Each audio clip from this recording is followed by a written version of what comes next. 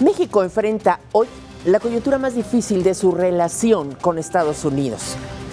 Hay que tratar de entender qué hay detrás de las medidas que está anunciando el presidente Donald Trump.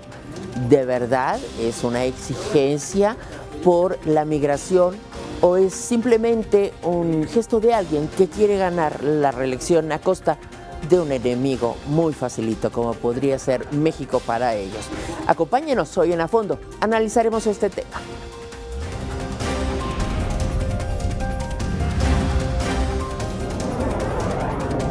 A Fondo, con Maite Noriega.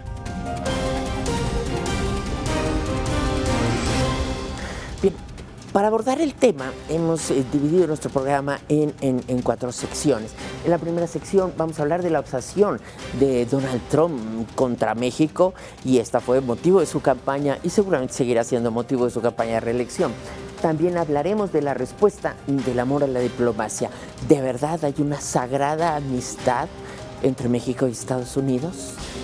En juego está el futuro económico no solo de México, sino de otros países, porque la coyuntura internacional es compleja además en este momento. Y por último, hablaremos de cómo tratar a Trump. ¿De verdad es factible o hay que adoptar otro tipo de medidas? Esto es A Fondo.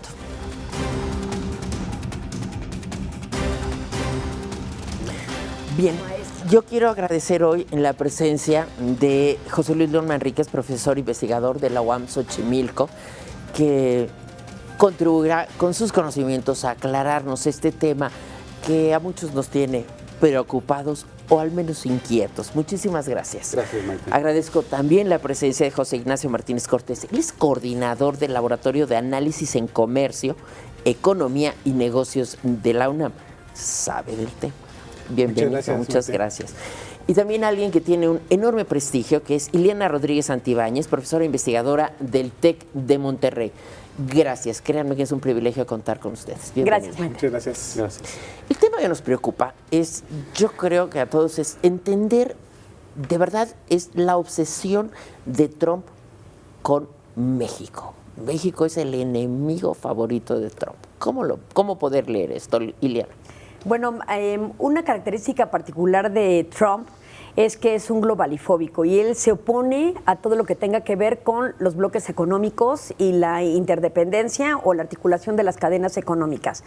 ¿Y quién es el más próximo a representar todo ello? Es justamente México, en todos los sentidos, porque finalmente la economía tiene un impacto también en lo social y lo político, que desencadena otras problemáticas que él considera que le afectan. Por ejemplo, los flujos migratorios como producto de esta globalización y justamente la pauperización de otras regiones, pero donde estos flujos atraviesan por nuestro territorio.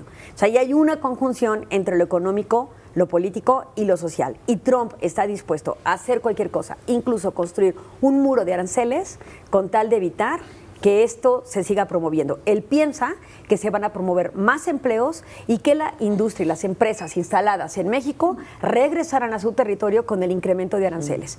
Pero se equivoca. Veremos si el Congreso y el Estado mexicano le permite eso. Yo creo que hay que ver esto en una perspectiva más amplia, estoy de acuerdo contigo. El tema es, Trump no solo es enemigo de México, sino de todos aquellos países con los que Estados Unidos ha acumulado un déficit comercial. Okay. En los últimos años, a partir de 1990, Estados Unidos se convirtió en una nación muy abierta al comercio internacional. El acceso de China a la Organización Mundial del Comercio propició un aumento exponencial del comercio internacional por parte de China y del superávit comercial. Entonces, en la campaña para nosotros como mexicanos fue más visible la animadversión de Trump hacia México, pero en realidad los enemigos son China, Corea, Alemania, Turquía, México, todos aquellos países que contribuyen a este voluminoso déficit comercial de los Estados Unidos. El tema es, ¿por qué México? Por 2 razones. México es el más cercano, es el más visible, pero también México es el más vulnerable y es el país cuyos efectos se notan más en los Estados Unidos a través de los migrantes. Entonces, yo diría, pensemos no solo que Trump está obsesionado contra México, sino que está muy preocupado por la apertura de la economía de los Estados Unidos. Y creo que todo se entiende mejor si partimos de que él es un neoproteccionista en términos comerciales, y esa básicamente fue la agenda con la que ganó, con la agenda de los estados que se han sentido más afectados por esta deslocalización laboral en aquellas entidades de la Unión Americana que anteriormente fueron potencias industriales. Sí, gracias, Martín. Yo aquí señalaría que hay que rescatar dos importantes discursos de dos fundadores de la patria, Washington y sin duda Hamilton. George Washington, cuando se despide del poder, dice, tenemos que hacer grande a Estados Unidos, protegiendo a la sociedad y al mercado. Y dice Hamilton, tenemos que impulsar el mercado nacional estableciendo aranceles incluso a países amigos. Son frases que retoma y actitudes. Parece que es un discurso de estos días, pero es son discursos publicados ya con bastantes años, ¿no? Esto es uno. Y otro, yo creo que no solamente hay que ver California, Washington, D.C., Nueva York, que son sin duda los estados de la Unión Americana cosmopolitas. Hay que meternos en las profundidades de ese estadounidense bronco y analizar cómo es que Trump tiene un enorme respaldo de su sociedad que le demanda precisamente esto, ser proteccionista, ¿sí? Ser xenófobo y también velar por la seguridad. Aquí hay que tener algo muy importante también en mente. El artículo 1, sección 8 de la Constitución de Estados Unidos, ¿qué es lo que determina lo que está haciendo Trump? La ley 1962 de Estados Unidos, ¿qué es lo que hace? Pues lo que está haciendo Trump. Eso es principalmente lo que habría que poner en primera consideración, porque es lo que está haciendo Trump con relación a su actuar. Sabes que, José Luis, a mí me gustaría muchísimo complementar lo que tú dices, atrayendo parte de la historia, hablando de Hamilton, y tú aterrizas en la Constitución. Yo no creo que cuando dice Trump responde al ciudadano, el ciudadano son todos, incluso aquellos que no votaron por los delegados que le darían a él poder. Sí. La Constitución está afincada en la división de poderes y hay un caso también sustancial, históricamente hablando, que es el caso Marbury versus Madison, donde lo que se estableció es la supremacía constitucional que permite la representatividad de estos ciudadanos a través de su propio Congreso, que son todas estas voces que reflejan una discordancia en sus preferencias electorales. Entonces, es decir, el Congreso es un contrapeso muy importante y lo que está sucediendo en los últimos tiempos es un protagonismo muy exacerbado del mandatario que pareciera ignorar la división de poderes.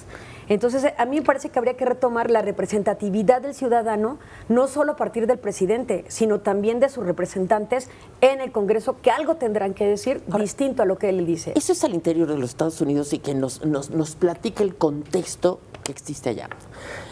A mí lo que me llama la atención es que buena parte de la campaña de Trump fue por la construcción del muro. Como la construcción del muro no fue efectiva, no ha podido con la construcción del muro, busca otro elemento y es la migración. Por supuesto que es lo mismo. Sí. No, es como la detengo, pero entonces la frontera la paso más abajo, ¿no? Ahora yo pregunto, ¿tiene razón Donald Trump en esta exigencia? ¿México debió haber hecho algo más? Yo diría, Maite, Trump, no hay que olvidar quiénes son su constituency o sus votantes. Efectivamente no obtuvo la mayor parte del voto popular, pero sí ganó en ciertos estados clave que le permitieron acceder al poder. Cuando era la campaña para la presidencia de los Estados Unidos, aquí en México había una cierta sobrevaluación del voto latino y del voto afroamericano. Pero en realidad el voto latino y el afroamericano no representan juntos más que el 30% del voto en los Estados Unidos. ¿De dónde sacó Trump los votos para ganar? Los sacó de los votantes blancos que no participaban en procesos electorales y a los que tuvo que seducir con un culpable fácil, en este caso, México. la migración, los migrantes, el tratado de el libre recurso comercio. de la búsqueda del enemigo común. El ¿no? libre comercio. Sí, que es algo que las personas, los regímenes con tendencias dictatoriales, saben hacer muy bien. Entonces, esa base social, por mucho que no nos guste, ahí está. Y está intacta. Y yo creo que para entender a Trump tenemos que entender que él está trabajando para ellos, ¿sí? Ofreciéndoles triunfos espectaculares, ofreciéndoles dureza frente a China, ofreciéndoles dureza frente a México y, por supuesto, como tú mencionabas, subrayando en todo momento este discurso antiinmigrante. Tenga razón o no tenga razón, a fin de cuentas cada país es libre de establecer las políticas migratorias que quiera para defender o para limitar sus fronteras. Pero digamos, aquí el problema no es el fondo, sino la forma, ¿no? La forma agresiva, y esto que es muy preocupante de encontrar víctimas fáciles, que en este caso son los centroamericanos y que son los mexicanos. Es un buleador, ¿no? Simplemente esta semana cómo trató al mayor o alcalde de Londres, a Sadiq, que lo insultó, le dijo que era un inepto para la conducción de la seguridad en Londres. Entonces, es un hombre que se excede incluso en el trato con los otros, ¿no? Entonces no tiene empacho en decir qué estado o qué persona no le conviene a Estados Unidos y genera un discurso que posiciona bien entre los ciudadanos que tú has descrito muy bien, aquellos que nunca votaban y que esta vez votaron, y que es una cosa similar a lo que pasó con el Brexit. Exacto. Tenemos un parteaguas en estos días, 18 de junio próximo, cuando Trump lanza su precampaña para buscar nuevamente la candidatura del partido republicano. Entonces, ahí se va a exacerbar aún más ese discurso. Si nos vamos estrictamente sobre la forma, va a seguir siendo así, incluso va a seguir cometiendo más exabruptos. Aquí el punto está en cómo es que vamos a diseñar nuevas estrategias para pensar en que se va a quedar 4 años más. Si pensamos en el sentido de, con el corazón de que no creo, ya no sucedió, ¿no? Entonces, me parece que debemos estar construyendo estratagemas para determinar cuál va a ser el quehacer, en este caso, de México-Asia. Tomando en consideración que México se convirtió en este primer trimestre en su principal socio comercial automotriz. Ok, ahora es interesante comentar que el presidente de los Estados Unidos, por supuesto, es un majadero vociferante y se lo ha permitido por la composición estratégica del mundo. Esto cambiará en los próximos meses y habrá que ver si vemos a un Trump que ha podido contra los europeos, pero no podrá contra Rusia y Estados Unidos. Esto va a cambiar el equilibrio de fuerzas y yo creo que vamos a ver un nuevo Trump, pero ese es un asunto de otro programa al cual lo invitaremos en breve. Vamos a hacer una pausa, regresamos. Durante muchísimo tiempo, México, o los mexicanos, por lo menos los de mi generación, nos sentimos orgullosos de la política exterior de México, del manejo de la política exterior de México. Hemos visto que desde la campaña de Trump, parte de esta presidencia, y sobre todo en los últimos tiempos, ha tenido una actitud agresiva, ofensiva, insultante contra México. Y la respuesta de nosotros es verdaderamente decir que somos amigos, que hay que defender esta sagrada amistad. ¿De verdad consideran ustedes que esta es la diplomacia que obedece al momento que estamos viviendo? Yo me iría a los años 90, principios de los años 90, fines de los 80, cuando hay un giro importantísimo en la política exterior de México, con la presidencia de Carlos Salinas, hay un cambio en la percepción de los Estados Unidos. Como tú dices, creo que a las generaciones anteriores nos educamos con cierta desconfianza de los Estados Unidos, con cierto nacionalismo, ¿no? Un poco ser mexicano era ser precavido o desconfiado de los Estados Unidos. Aunque compraras fayuca. Aunque compraras fayuca. Eso es otra y aunque siempre, digamos, Estados Unidos ha sido muy cercano en términos económicos y comerciales, eso no hay ninguna duda y no lo vamos a discutir acá, ¿no? Pero sí hay un cambio discursivo en donde Estados Unidos, de ser una amenaza que nos quitó la mitad del territorio, que nos invadió varias veces, etcétera, pasa a ser nuestro amigo, nuestro mejor amigo, lo que Salinas llamaba el espíritu de Houston. Entonces, el discurso de amor con los Estados Unidos no es nuevo, no es privativo de este gobierno. Es un cambio radical que comienza en los años 90. Y con esto también comienza un giro en la política exterior de México, en donde pareciera que lo más importante es no disgustar a los Estados Unidos, ¿verdad? Se despolitiza la diplomacia mexicana y se concentra mucho en las cuestiones económicas, en la suscripción de tratados de libre comercio, de acuerdos de inversión, etcétera. Y esto yo creo que es importante señalarlo, porque si ahora este discurso de amistad con los Estados Unidos nos parece cursi, y lo es, ¿no? También lo era desde principios de los años 90. Yo creo que el gran error histórico de las élites mexicanas fue optar por poner todos los huevos en una canasta, por desconocer la historia de la relación con los Estados Unidos y por no tratar de diversificar las relaciones económicas internacionales de México. Es decir, quien nos puso en esta situación de vulnerabilidad no solo es la victoria de Trump en las elecciones en los Estados Unidos, sino nuestras propias élites al carecer de imaginación para proyectar una inserción diferente de México en el ámbito internacional. Mira, Trump no está en este discurso agresivo, nada diplomático, nos está golpeando en donde más nos duele, que son los recursos. En su pre-campaña y en su campaña, un día sí y el otro también, decía vamos a grabar las remesas. Es decir, donde tomando en consideración el dato de 2018 tenemos 33 mil millones de dólares en remesas, que es el 12%. Si las remesas participaran en el PIB, sería el 12% del PIB. Claro, sí. Entonces, ahí nos pega. Y la otra cuestión de los aranceles. En términos de exportaciones, el mercado estadounidense representa para la riqueza del país reflejada en el PIB el 26.73%. Te ponen gravámenes a los productos que vas a exportar, te reducen las exportaciones. Esto nunca había sucedido. Y otro aspecto también a considerar en esa parte de ese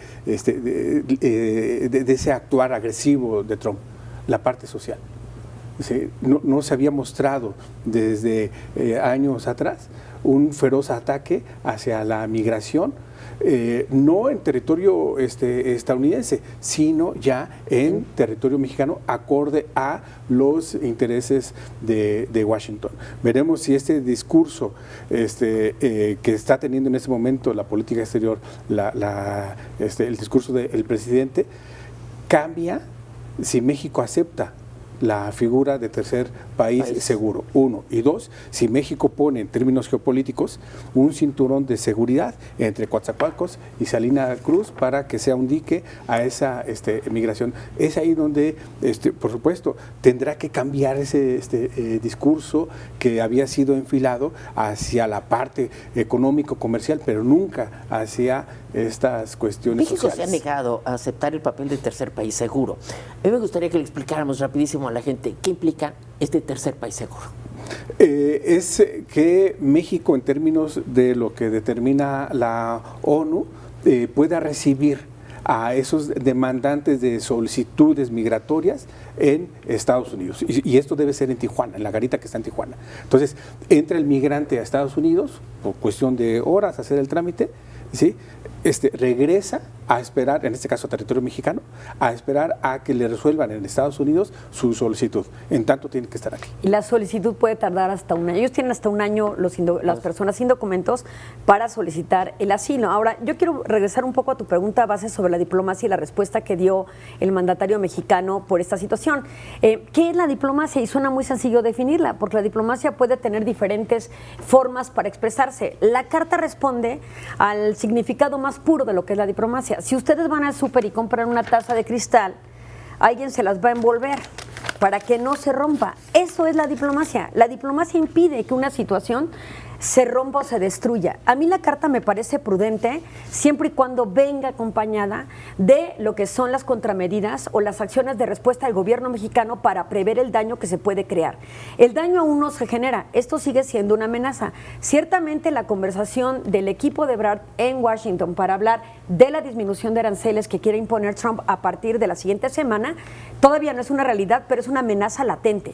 Solamente él tiene la última palabra para decir, revierto la acción ejecutiva que acabo de emitir. ¿Por qué? Porque el Congreso hoy y mañana no le da tiempo de una votación con mayoría para impedirlo. Es decir, en el Congreso puede haber una oportunidad, sí, pero a mediano plazo. Sí, claro. A corto plazo, el único que tiene la posibilidad de interrumpir esta situación es él. Ahora, respecto a la diversificación, a mí me encanta ese comentario porque soy de las primeras en recordar que México tiene 12 tratados de libre comercio, que implica 46 socios comerciales de diferentes partes del mundo. Pero también nuestra realidad es que nuestro socio más cercano y básicamente el más poderoso del mundo, económicamente hablando, es Estados Unidos. No es lo mismo comercializar con Estados Unidos, incluso en costos, que llevar a China un producto. Entonces, hay una realidad donde la diversificación desde el empresario no ha sido muy inculcada en este país, ha sido deficiente. Me parece interesante el comentario que haces. Sí, es prudente la carta y obedece a esta prudencia que hemos llevado durante tantos años. ¿Ha servido esta prudencia para modificar la relación con sin Estados duda, Unidos? en esta reunión que se llevó a cabo este miércoles, hubo una primera ganancia. Se elevó el nivel del interlocutor al asistir el vicepresidente ¿sí? Y el secretario de Estado. Entonces, ahí hubo un tenue, si se quiere decir así, como dicen los británicos. La líder del Congreso, Nancy Pelosi. Sí, Nancy Pelosi lo recibe, claro. Ahí hubo un primer acercamiento. Y como todo proceso de negociación, hubo intercambio de opiniones, de posturas. En primera instancia no nos ponemos de acuerdo, pero algo muy importante. Dice, yo apostaba a que no iba a haber una segunda reunión y es hoy, jueves. Ahora, el tuit de esta mañana de Donald Trump nos hace prever que, a pesar de esta segunda reunión, él dice, hay que esperar algo dramático. Entonces, bueno, habrá que tratar, nosotros estamos grabando este programa en la mañana de este jueves, por lo tanto, no sabemos cómo hayan concluido, pero yo me permito especular a la luz de este tuit. Hay otro ambiente de negociación que México ha descuidado en los últimos años, que es el ambiente multilateral y la recurrencia al derecho internacional. Creo que en una situación semejante hace algunos años México hubiera buscado alianzas con otros países afectados por el proteccionismo de Donald Trump, que no son pocos, ya los mencioné al principio de este programa, y hubiera hecho algún tipo de invocación al derecho internacional, porque esta imposición de aranceles del 5% está por encima de todo derecho internacional, está por encima de la legislación de la Organización Mundial del Comercio, está por encima de las provisiones del Tratado de Libre Comercio en su versión antigua y nueva. Entonces es un alto grado de arbitrariedad. Y creo que ahí también, está bien la negociación bilateral, pero también para llevar las cosas a otro ámbito y para ejercer presión desde otro ámbito, está faltando el complemento multilateral. Precisamente por esta visión tan obsesiva y tan cercana que tenemos de los Estados Unidos, que insisto, son importantes, pero tradicionalmente el poder de los Estados Unidos, México lo contrarrestó con otras herramientas diplomáticas. Ahora, este problema, México no tuvo una reunión con los presidentes centroamericanos, por ejemplo. No se convenció. ¿Eso hubiera funcionado? Lo deseable es que en esta mañanera donde se dio a conocer el programa de desarrollo para el sur-sureste de México y Centroamérica, lo deseable es que no estuvieran los embajadores, sino los presidentes. Eso no se hizo. Otra cuestión también a señalar en estos días es que se contamina la aprobación en el legislativo de Estados Unidos, México y en el Parlamento canadiense. Entonces, si México decide retirar, se pone la soga en el cuello. Algo nada más para terminar de esta parte es, hace 2 semanas México celebró junto con estos 3 países del Triángulo del Norte y la Comisión Económica para América Latina y el Caribe un plan para fondear aquellas situaciones que puedan permitir que las poblaciones se queden y no emigren. Este plan obviamente es a largo plazo, no va a ser inmediato, pero México yo sí creo que ha dado pasos, por lo menos en estos 2 trimestres, de querer hacer algo en esta situación. Y me parece que Trump ha sido poco paciente para observar los intentos de México por tratar de regular estos flujos migratorios. Ahora, lo que pasa es que yo creo, y esto a reserva de que lo discutamos, tengo que irme a una pausa, pero el discurso por la migración yo creo que también ha alertado a los Estados Unidos. Esto de que vengan, tenemos trabajo para todos ustedes, aquí hay seguros, salvoconductos. O sea, verdaderamente yo creo que es un discurso que Donald, y aparte les dice, y no voy a perseguir a los narcos, ¿eh? O sea, no se preocupen, ustedes pueden actuar libremente. Creo que el mensaje que se mandó, porque estamos hablando de discursos, hasta ahorita hemos hablado de discursos, la medida la veremos a partir del lunes, pero los discursos no abonan, ninguno de los dos. Vamos a seguir hablando de este tema, acompáñenos, estamos en A Fondo. Bueno, vamos a seguir avanzando, pero hay un comentario que me llama la atención y que creo que es importante. Lo que comentabas. Sí, en esta comitiva de la delegación mexicana, no solamente participan secretarios que tienen que ver con la agenda estrictamente económico-financiera y diplomática, por supuesto, sino que también están los dos secretarios que tienen que ver con la seguridad. ¿Sí? En este caso militar, que es el secretario de la Defensa y el secretario de la Marina. ¿Qué señal está mandando México al estar poniendo en la mesa de diálogo, de negociación, a los dos secretarios? Entonces, tomando en consideración que no está la secretaria de Gobernación, ¿eh? No. ¿Sí? Que es la encargada de la migración.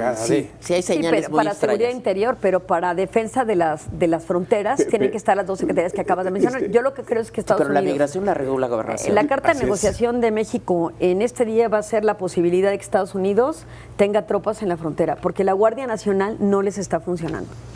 Yo creo que sería gravísimo. Gravísimo, sí. Habría que ver, ¿no? Estamos viendo fenómenos muy inéditos. Este proteccionismo migratorio es muy poco común. Vincular cuestiones comerciales, sí, hasta técnicamente comerciales de aranceles con cuestiones que en principio no tendrían por qué ser de seguridad. Barreras arancelarias y cualitativas. Y cualitativas, ridículo. Sí, pero vinculadas a la migración. Yo creo que esto nos está hablando mucho del nuevo mundo que estamos construyendo con muchísimos muros visibles e invisibles. Perdona, pero sí estamos en este nuevo mundo, pero algo muy importante, el marco jurídico estadounidense sigue siendo de la Guerra Fría. No hay que olvidarnos que la imposición de aranceles, claro, para nosotros puede ser, hay un choque entre la parte migratoria y arancelaria. Para Estados Unidos no. Hay que tomar en consideración la ley del 76, que se refiere a la ley de emergencia económica internacional, claro, donde está enclavada esta posición de los aranceles vis-a-vis cuestiones de seguridad. Pero Nancy Pelosi decía al respecto de esa ley de emergencia que se ocupa ante enemigos, y nosotros no somos enemigos, somos aliados. Si somos aliados en el Telecan actual, se previene cuándo puedes imponer aranceles. Pero que esta ley sea del 76 y no se haya usado los enemigos. Pero sí se justifica, o sea, sí la puede usar a su favor. Pero no somos enemigos que nos están dando ese trato. El último que la utilizó, bueno, fueron Bush por cuestiones del 11S y también Clinton, que se ha utilizado principalmente en 57 veces se ha utilizado. 22 de esas de 57 están vigentes, que es contra crimen organizado y contra terrorismo. Pero la esencia de la ley es usarla contra enemigos. Claro. Nos están dando el trato de enemigos con esta imposición de aranceles, violando Telecan, totalmente.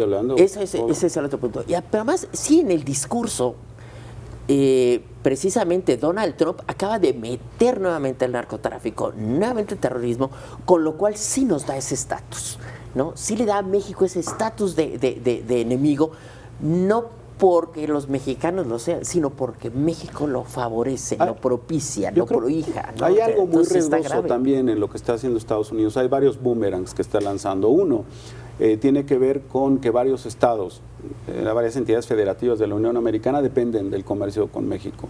¿Sí? Y número dos, las economías de muchos estados. Hasta Canadá simplemente que es socio comercial. Exacto. Y número dos, las cosas en México no están, digamos, México no es actualmente un país que tenga una gran estabilidad política o económica, y a Estados Unidos nunca le convendrá a México ponernos contra el abismo. Sí, había un colega muy querido, Carlos Rico, ya fallecido, que decía que esta era la paradoja del precipicio, que el poder de negociación de México consistía en que no podía estar demasiado cerca del precipicio porque al estarlo le jalaba un pie a los Estados Unidos. Y creo que esta fuerza de negociación tampoco la estamos utilizando, tampoco el gobierno está diciendo, oigan, las cosas están muy difíciles aquí, están muy complicadas, y si ustedes no se empujan más, va a haber otro tipo de problemas. Por ustedes no es mucho peor que los migratorios. En estos días yo le presenté al gobierno un estudio sobre 20 medidas de seguridad que tiene Estados Unidos, pero que de esas 20 medidas dependen de México. Entonces, yo se los presenté, les dije, esta es una carta fuerte. Para mí la principal, con relación a lo que bien decía el bien siempre recordado Carlos Rico, ¿no? No quieres cooperación, rompes, perfecto. No voy contra el Telecam porque no está ahí no está en juego. Establecido, ¿sí? Abro mi espacio y no estoy obligado a proteger tus 20 medidas de seguridad, así. ¿Sí? ¿Por qué? Porque es un control estrictamente digital, que depende de Estados Unidos, pero que la base de datos está en México. Así de plano.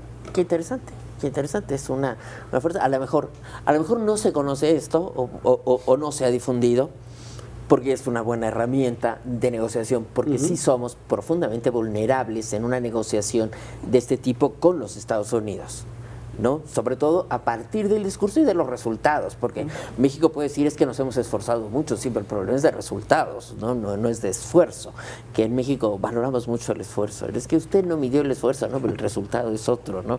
Entonces, la repercusión económica.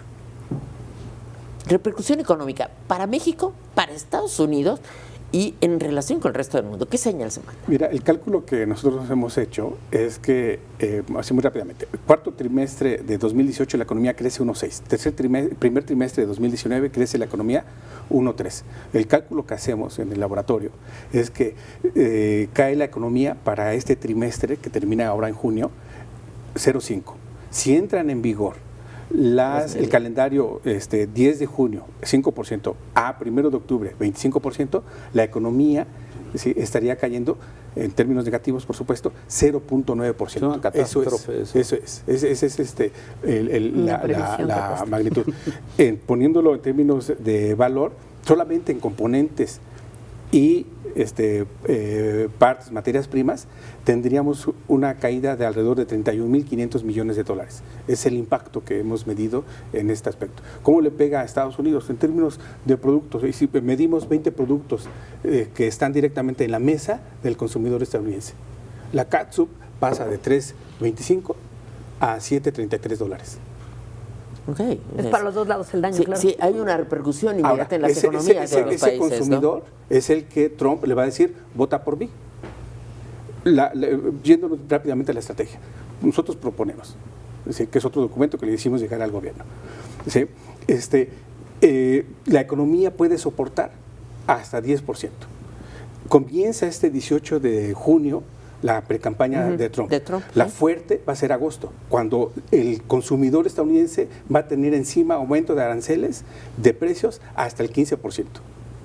10 de junio 5, primero de agosto 10, septiembre ya estamos ahí yéndonos al 15-20%. El consumidor elector de Trump va a soportar eso. La empresa que va a financiar la campaña de Trump va a soportar aumentos de costos. Bueno, y tampoco hemos hablado de la posibilidad de que México establezca medidas espejo. O sea, México ha dicho que no lo va a hacer. Todavía no, sería la salida en caso de que se mantenga el arancel. Exacto, pero es como decir, alguien te está buleando y no le pegas. O sea, en algún momento cuando reaccionas, el otro te empieza a respetar. Pero así está establecido dentro de los acuerdos. Como cuando lo hizo Guajardo, ¿no? Otro documento que entregamos ayer en la noche al gobierno.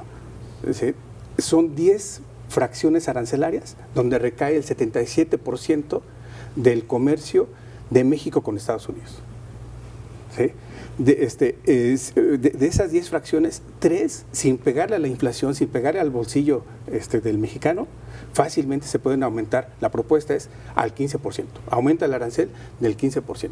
Son 7 capítulos de la tarifa de los impuestos generales a la importación y exportación, donde recae el 83% de la exportación de Estados Unidos a México. De esos 7 capítulos, son 3 capítulos donde fácilmente se le puede establecer aranceles del 15%. En caso de que México decidiera aplicar una política espejo en este sentido, ¿no? Poniéndolo en este aspecto, entre junio y julio, ¿sí?, el arancel al estadounidense, los costos sería de 10%, más el 15% de México. Veremos si en términos políticos la campaña de Trump en agosto soporta eso. Y sobre todo si le añades la estrategia que se siguió el año pasado cuando se elevó el arancel de aluminio y acero, que el gobierno mexicano respondió con las represalias a determinadas tarifas, pero de estados republicanos. Entonces, y les pegó terrible, porque estos fueron los primeros desde dentro en manifestarse. Hay una AC que dirige un profesor de NYU,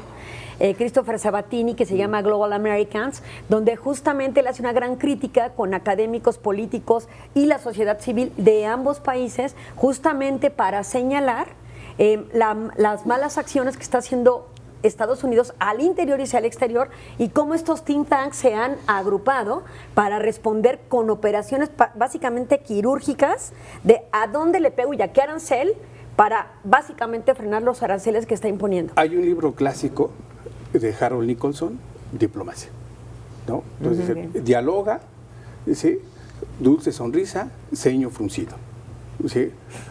Sonrisa, ¿sí?, carta de cooperación, ceño fruncido, 15% de arancel. Claro. Veremos en agosto si Trump aguanta esa presión. Ahora el gobierno mexicano tiene que decir que no va a imponer medidas arancelarias, pero ante el inicio del golpeteo el próximo lunes tendría que considerarlo seriamente, y si no, estamos ante un caso de digamos, de incapacidad de percibir la realidad como es. Porque bueno, México tiene herramientas para negociar, que pueden ser los aranceles, y tiene herramientas para negociar con su debilidad, y tiene herramientas que negociar en alianza con otros países. Ese es todo un arsenal de medidas que se tienen. Esa es la que yo veo débil, ¿no? No hemos establecido una estrategia de alianza con otros países, o por lo menos los mexicanos no lo sabemos. O ni siquiera nos hemos juntado con ellos para, ya no digas, para diseñar una estrategia, sino para una terapia de grupo de todo lo que estamos sufriendo aquí, con Donald Trump. Un poco la cuestión que hemos hecho en el Laboratorio de Análisis en Economía, Comercio y Negocios es hacer estudios profundos, tomando en consideración productos, ¿sí?, que sabemos que le pegan a... O sea, es operación quirúrgica. Sí.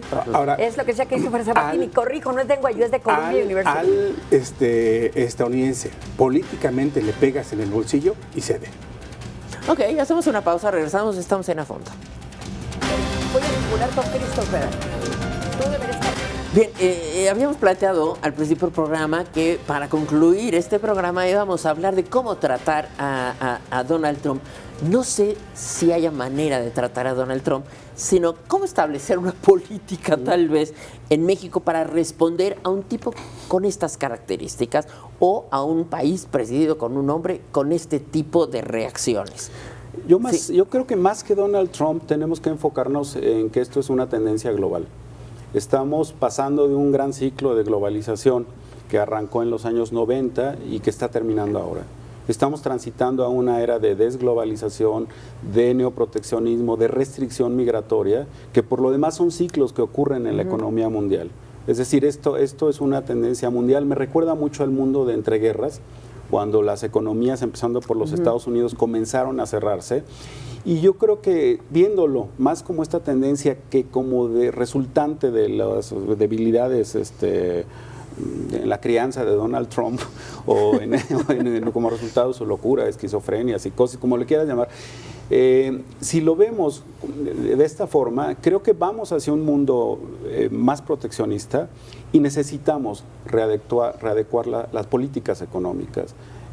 Creo que este es el momento para repensar más en el mercado interno, pero no solo para pensar en el mercado interno como se está haciendo, digamos, de quitarle a algunos sectores de clase media para redistribuir a los sectores populares, sino de una verdadera política de crecimiento desde dentro hacia afuera, en donde, por supuesto, las exportaciones seguirían siendo importantes, pero también hay que pensar en políticas de fomento interno. No conozco en el discurso de este gobierno cuestiones sobre política industrial, ¿no? Más allá de la construcción de 2 o 3 grandes proyectos de infraestructura como la refinería de Dos Bocas o como el tren Maya, tampoco conozco cuál es su proyecto para impulsar a la industria nacional.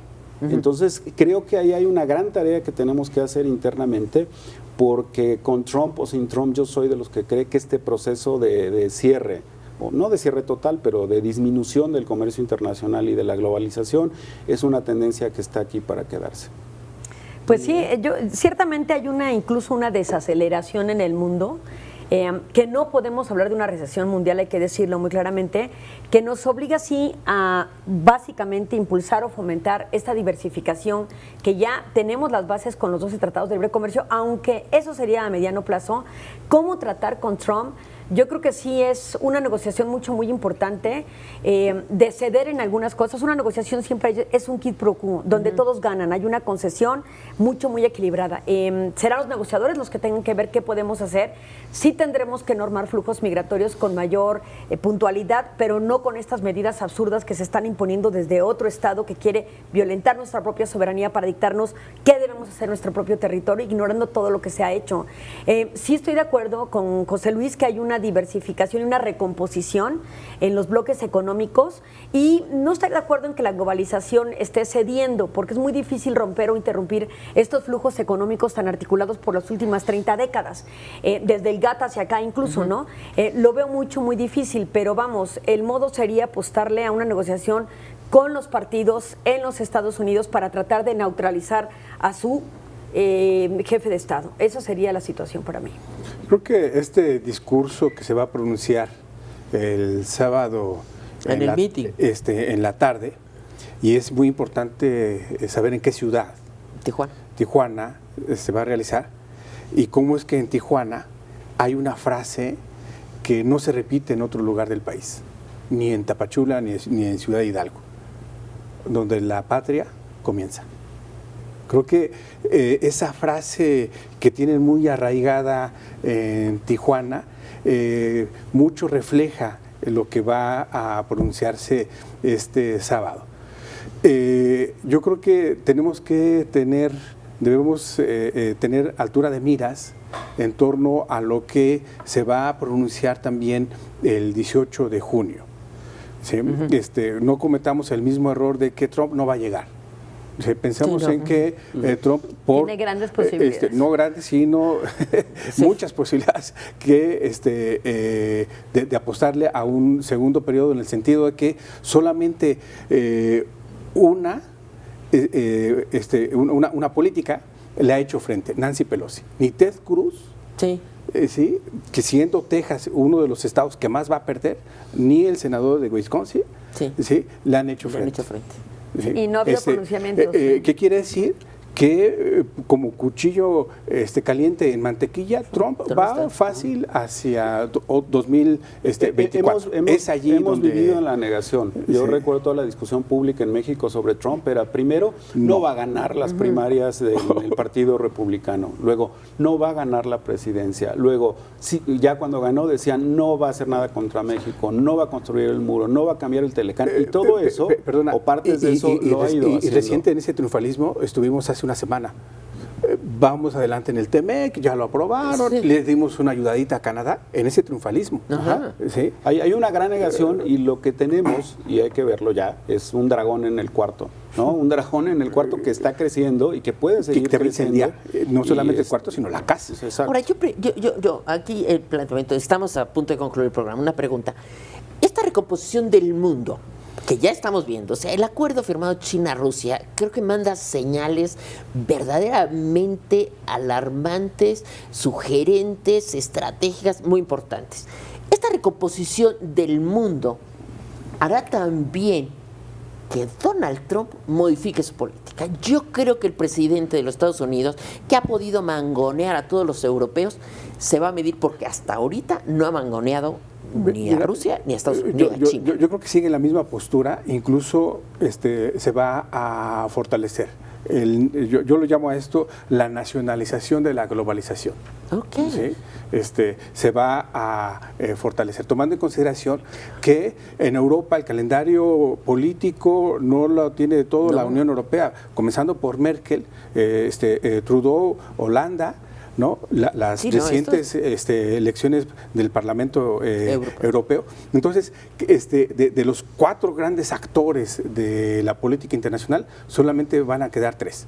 Putin, Xi y Trump. Por lo tanto, ese nacionalismo de la globalización se va a profundizar más en Estados Unidos a raíz de que, con relación al acuerdo que ayer se formó en Moscú entre Xi y Putin, ¿sí?, deja muy en entredicho los pasillos de Washington. ¿Dónde estamos? Yo diría que Trump es una respuesta a una tendencia de largo plazo en la economía internacional, sobre todo.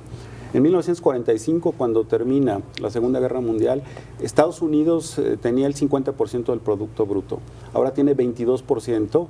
Y ya ha sido superado por Asia-Pacífico en su conjunto. Entonces, esta es la gran tendencia a la que Trump trata de hacerle frente. Cierro contigo el programa. Bueno, yo pienso que abandona la globalización quizás en su imaginario porque mantiene el multilateralismo. Es decir, hay una posibilidad todavía de vinculación con el mundo. Y la guerra comercial, el frente es China y cómo vencer a Rusia en esta nueva alianza. Entonces, tiene enemigos mayores que México. México es un distractor para América Latina y la otra es 1% de riqueza acumulada en un segmento de la población mundial. ¿Quién está moviendo estos flujos migratorios y por qué? Para mí la intención sigue siendo electoral para fortalecer a Trump. Claro. Yo quiero agradecer profundamente la presencia de Ileana Rodríguez Santibáñez, José Luis León Manríquez, José Ignacio Martínez Cortés. De verdad ha sido un privilegio poder compartir esta mesa con ustedes. Agradezco como siempre la generosidad de su audiencia y lo invito a que nos acompañe en otro programa de A Fondo. Muy interesante. Gracias. Me encantó. Gracias. Muchas gracias. Muy ágil el programa. Se fue rápido. Sí, ¿cómo no? Podemos ver